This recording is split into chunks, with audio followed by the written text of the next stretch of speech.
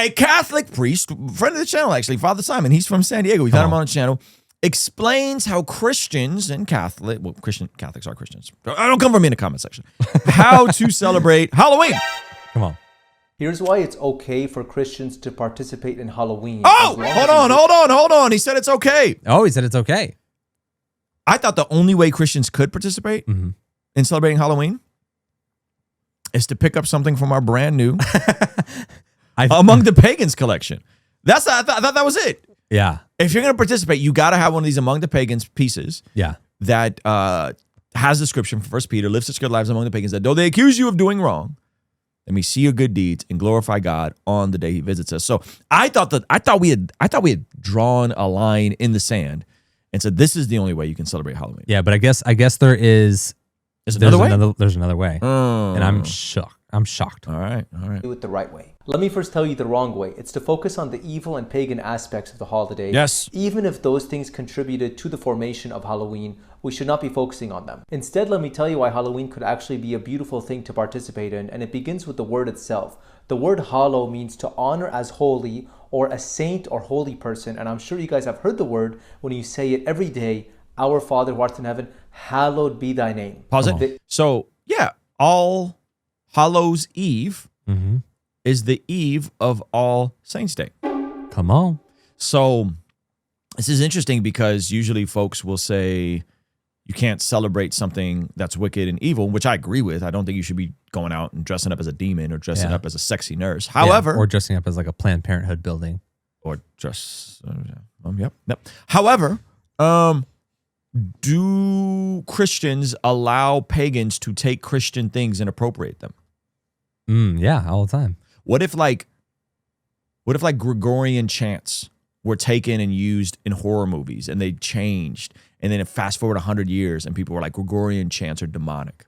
Whoa, that's crazy. What if like gospel chords were used in the most seductive and nasty music, and they took it and they flipped them and they started using them in the most raunchy songs, and then gospel music all of a sudden had a connotation with evil things? Well, I mean, that's a great point. I mean, even what we discovered when talking to Kat Von D was that a lot of the goth art and aesthetic is actually Christian. Is derived from ancient church aesthetics, culture, artwork, and everything like that. And then it's made darker and then associated with witchcraft and scary, spooky things that make it goth. But it's like that was appropriated, and that's why when people see like a priest and like that's why nuns, like demonic nuns, become like a horror movie trope, right? Yep. Because it's like, oh, spooky, dark black. Right, yeah. Een at the end is a shortening of evening or eve, because it's All Hallows Eve,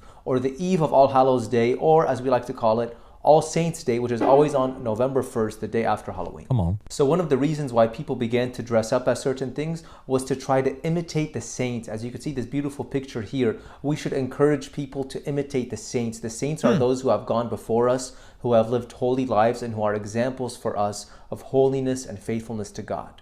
Interesting. So it sounds like he's advocating. I'm gonna dress up as C.S. Lewis.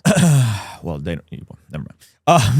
It sounds like he's arguing that the actual origins of it are Catholic in nature. Yeah. And the Catholics celebrated All Saints Day. They dressed up as saints. And therefore, they have a way where they're like, hey, you can still dress up as saints. Yeah. Yeah, exactly. And you're really celebrating All Saints Day by dressing up. Yeah. I'm with him. But I don't think that's how most people celebrate it. No, yeah. My son was a pot of spaghetti when he was 1 year old, so he was definitely not a saint. So I think like the church has done this thing of like harvest festivals. Yeah. And they'll have costume parties at harvest festivals. People dress up. It's like, okay, well, the hot thing is like the harvest festivals were actually pagan, and All Hallows Eve was actually Christian. Yeah. That's kind of interesting. Yeah. Right? So that's a fact. I think that the tough part for me is, do we judge something based on its current form, or do we judge something based on its original intent? And so the current form is definitely a lot of connections with Satanism and demonic stuff and spooky stuff and trying to scare people and right? Like, Yeah. it's so connected to that. The flip side is, well, is this why Christians kind of keep taking L's? Because we let the pagans take Christian things, appropriate them. And Halloween is really just a microcosm of the institutions, of the universities, of the arts, of the media, of all of these things that the Christians actually founded. Like if you look at the origins of Harvard, of Oxford, you look at the origins of music in general, like Western music, you look at the origins of all these things, they're all intrinsically Christian. The very first things used on the radio broadcast, for example, are all Christian. Yeah. And now we checked out, we let the pagans take it over, and then we wonder why they're running amok. Yeah, my neighbor has a blow-up boogeyman that's super massive, or maybe it's a Babadook. Okay, what is a Babadook? I don't know what you're talking about. I think it's from a horror riddle that was appropriated into a movie as well. But he has a massive, like one of these, if you can cut to it, like spooky character or whatever in the front yard. You know how people got all those front yard things? Yeah. What if Christians started putting up massive blow-up Saints, you know? Yep. Oh, a front yard that's a blow up of feeding the 5,000. That would go hard. I like that.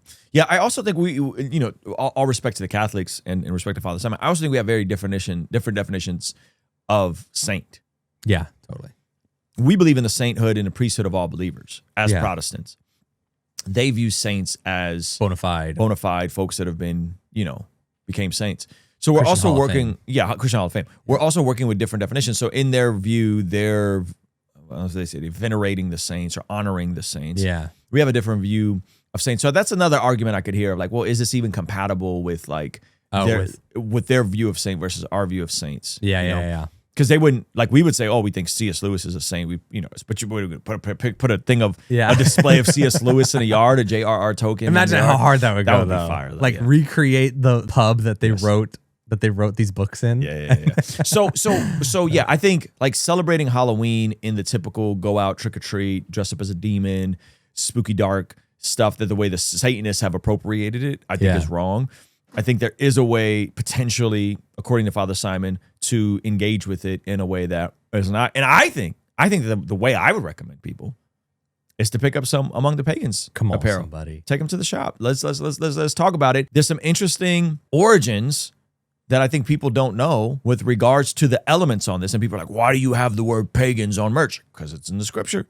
Come on. First Peter says, live such good lives among the pagans.